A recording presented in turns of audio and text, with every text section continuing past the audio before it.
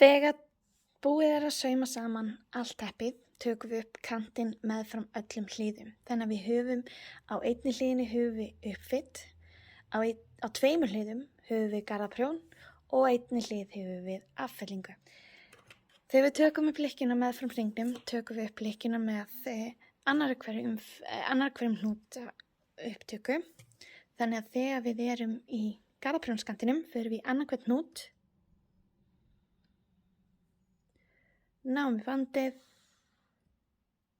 og dreifum í gegn, sláum upp á, hoppum við einn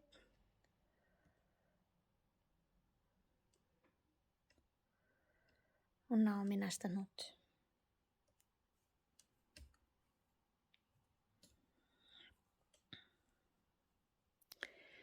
Í affellingunni förum við gegnum báða lykkjurnar sem að mynda vaff í affellingunni og drögum bandið í gegn.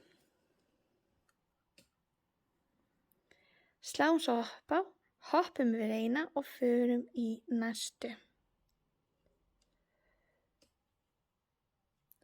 Í uppfitinu förum við í bandið hérna, sama og við erum að sauma.